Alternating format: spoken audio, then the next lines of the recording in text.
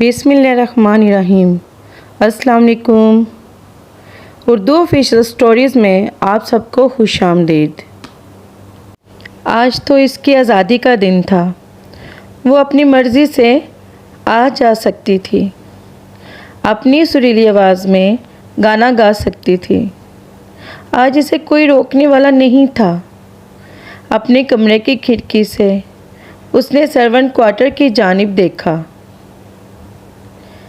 बाहर गर्मी ज़्यादा होने की वजह से हारून चचा और उनका बेटा अपने कमरे में ही थे। अब वो बेफिक्र होकर बाग की जानिब चल पड़ी। बाग में आकर वो चारपाई पर बैठ गई। इस तकिए के नीचे से अपनी गुड़िया को निकाला। रानी, तुमको पता है आज मैं बहुत खुश हूँ। आज मैं सबकी डांट से बच गई। ये 2 हफ्ते मेरी पूरी ज़िंदगी की आज़ादी के दिन हैं और इस आज़ादी को मैं खुलकर जीना चाहती हूँ।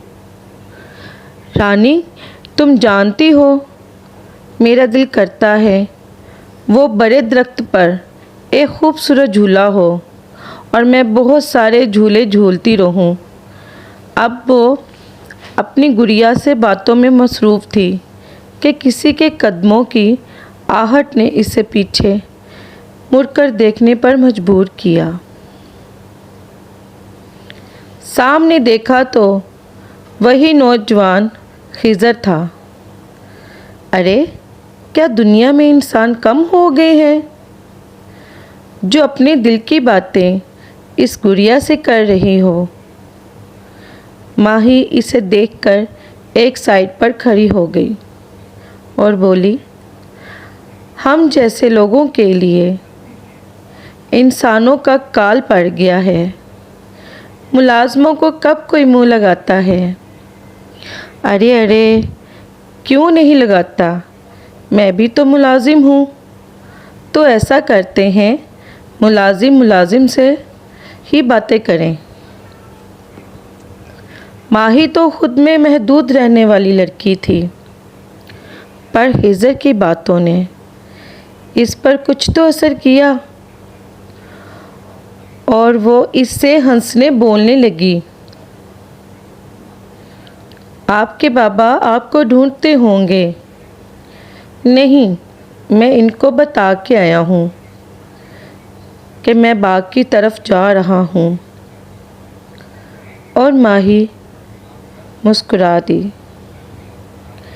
पहली बार इस जालिम को मुस्कुराते हुए खिज़र ने देखा, जैसे सारी दुनिया की खूबसूरती और मासूमियत इसके चेहरे पर आ गई हो, जैसे सूरज इसी चेहरे पर पूरी आबोताब से चमक रहा हो। मुस्कुराने से माही के चेहरे पर पड़े हुए डिंपल गहरे हो गए। खिज़र को लगा जैसे सातों समंदर इसके डिंपल पर आ गए हों। वो हुस्न और सादगी के इस पेकर को अपनी आँखों के रास्ते दिल में उतार रहा था। वो चाहता था ये वक्त यहीं पर रुक जाए और वो ऐसे ही मुस्कुराता देखता रहे। माही ने खिज़र की जानिब देखा और उसको अपनी तरफ मुकम्मल यकसोई से देखते माही ने नज़रें झुका ली। खिज़र को माही की ये अदा ऐसी लगी जैसे इसकी जान निकल जाएगी। खिज़र का बस नहीं चल रहा था कि वो कैसे माही को अपने दिल में जलता हुआ इश्क का आतिश कदा दिखाए। माही ने कहा, अब मैं चलती हूँ अपने कमरे में। खिज़र ने भी इसके कदमों के साथ अपने कदम मिला लिए। वो अपने कमरे में और खिज़र अपने कमरे में चला गया।